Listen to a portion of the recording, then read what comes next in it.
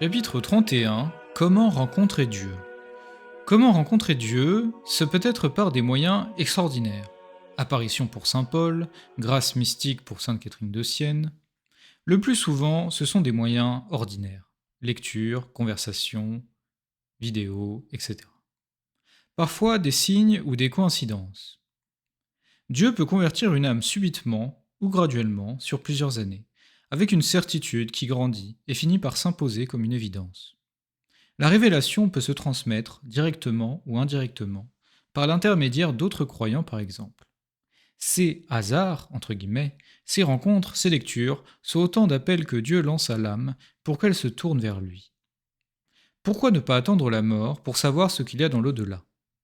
Il est sûr qu'à l'heure de notre mort, nous serons fixés, au double sens du mot. Nous saurons à quoi nous en tenir, et nous ne pourrons plus ni bouger, ni changer d'avis. Si pendant toute notre vie, nous ne nous sommes pas occupés de Dieu, Dieu ne s'imposera pas à nous, ne s'occupera pas de nous, et il nous demandera compte des grâces, des lumières, des aides qu'il nous aura données pour le connaître. Nous serons jugés sur l'amour que nous aurons porté à Dieu et à notre prochain. Il apporte donc d'aimer Dieu, mais il est impossible d'aimer Dieu sur terre si on ne le connaît pas. Rappelons que, pour être sauvé, il faut croire que Jésus est le Sauveur, c'est-à-dire avoir la foi. L'évangile est très clair. Celui qui croit et sera baptisé sera sauvé, mais celui qui ne croira pas sera condamné. Saint Marc, chapitre 16. Quelle sorte de vie faut-il avoir pour se préparer à recevoir la grâce de la foi? La foi est un don donné librement par Dieu, comme une graine semée dans le cœur de l'homme. L'homme a une part de responsabilité. Il doit préparer le terrain pour recevoir cette grâce. C'est-à-dire qu'il doit laisser agir Dieu dans son âme, ne pas lui en refuser l'entrée.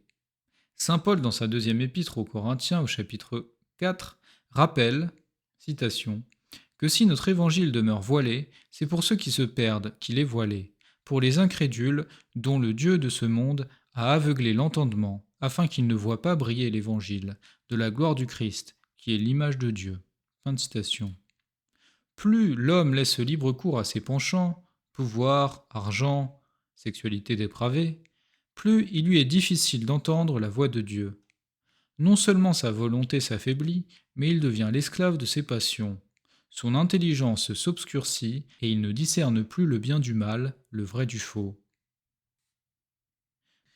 Puis-je espérer me convertir si je suis un grand pécheur? Il faut noter que dans la Bible, de grands pécheurs ont eu la grâce de la conversion. Des prostituées, Sainte Marie-Madeleine. Alors là, je fais un commentaire. On ne sait pas vraiment si Sainte Marie-Madeleine était une prostituée ou pas. La tradition catholique dit simplement que c'était une pécheresse, certes liée au péché de la chair, mais on ne sait pas précisément quel était son péché. Il y a une autre tradition, j'ai déjà lu chez certains auteurs, que Sainte Marie-Madeleine était mariée avec un pharisien et que parce qu'il était dur, elle l'avait quitté et, euh, et était devenue et s'était mis en concubinage avec un soldat romain. Et c'est pour ça qu'elle était détestée des Juifs. Donc, concubinage et adultère. Mais bon, c'est une tradition orale. En tout cas, voilà, on n'a pas de certitude par rapport à cela. Je ferme la parenthèse. Des fonctionnaires coupables d'avoir détourné des sommes importantes, Zaché. Des gens condamnés à mort pour de graves forfaits, le bon larron, etc. D'ailleurs, Jésus a dit qu'il était venu pour les pécheurs et non pour les bien portants. Cependant, tous ces grands pécheurs convertis ont en commun la vertu de l'humilité. C'est le secret de la conversion. En effet, l'orgueil est à la base du péché de Lucifer et du péché d'Adam. Retrouver l'amitié avec Dieu passe par le chemin de la vérité, qui nous fait voir ce que nous sommes. Pas grand-chose sans la grâce de Dieu. L'exemple de l'humilité est donné par la Vierge Marie, qui n'a jamais péché. Voici son célèbre chant, le Magnificat, Saint Luc chapitre 1 verset 46. Mon âme glorifie le Seigneur, et mon esprit tressaille de joie en Dieu mon Sauveur. Car il a jeté les yeux sur l'humilité de sa servante. Et voici que désormais toutes les générations m'appelleront bienheureuse, car il fit pour moi de grandes choses. Celui qui est puissant, et saint est son nom, et sa miséricorde s'étend d'âge en âge sur ceux qui le craignent. Il a déployé la force de son bras, il a dispersé ceux dont le cœur était orgueilleux. Il a renversé les puissants de leur trône et élevé les humbles. Il a comblé de biens les affamés et renvoyé les riches les mains vides. Il a pris soin d'Israël, son serviteur, se souvenant de sa miséricorde. ainsi qu'il l'avait promis à nos pères, à Abraham et à sa descendance, pour les siècles des siècles. Comment avoir la foi? Saint Padre Pio répond de façon très claire à la question de savoir comment obtenir le don de la foi. Dans les livres, on cherche Dieu, dans la prière, on le trouve. Prier, c'est parler à Dieu. On peut se mettre à genoux dans sa chambre, dans une attitude humble, et dire « Mon Dieu, si vous existez, faites-le-moi savoir. Je vous cherche et veux comprendre le sens de ma vie. » En outre, pour obtenir la grâce de la foi, il faut recourir à la Vierge Marie, qui veut toujours nous donner son Fils. Elle ne refuse jamais rien à ses enfants, s'ils sont de bonne volonté. La prière quotidienne du Je vous salue Marie est source de grande grâce. Le début d'un chemin de conversion est donc lié à la grâce de Dieu, et comme il n'y a pas de foi sans révélation, il faut se mettre à son contact en étudiant la religion catholique, les preuves historiques et philosophiques. Peut-on perdre la foi? La grâce de la foi peut diminuer, voire disparaître, ou bien au contraire augmenter. Elle est comme ce grain de sénévé, c'est-à-dire cette graine de moutarde, qui peut donner un arbre de près de 3 mètres de haut.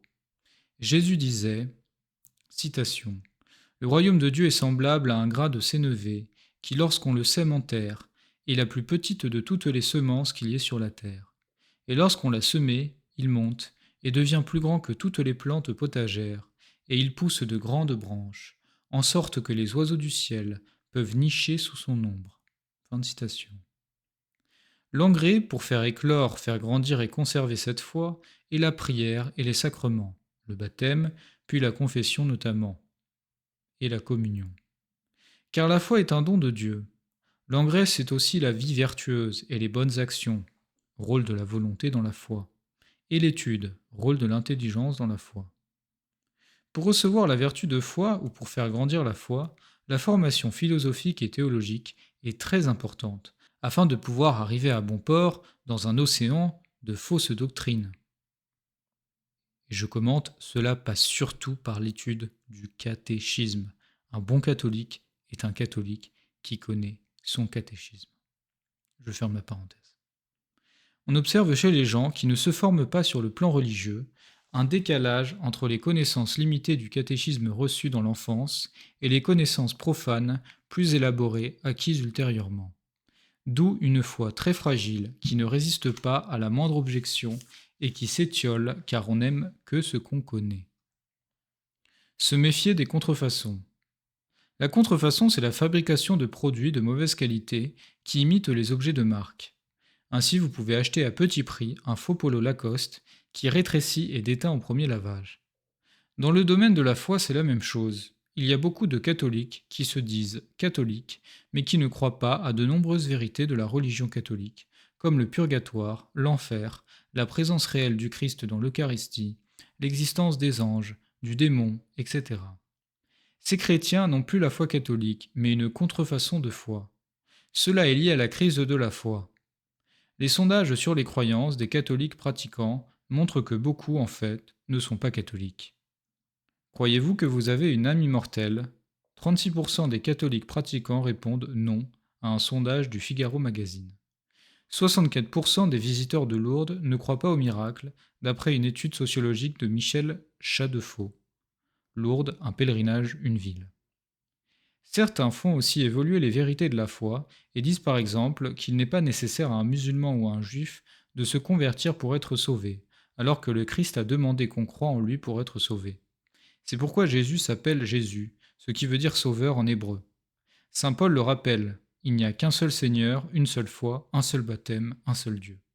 Je commente, Jésus-Christ a dit aussi, je suis la voie, la vérité, la vie. Donc si on ne passe pas par Jésus, on ne peut pas avoir la vérité, ni, euh, ni la vie, et on n'est pas sur le bon chemin. Les vérités de la foi catholique peuvent-elles changer?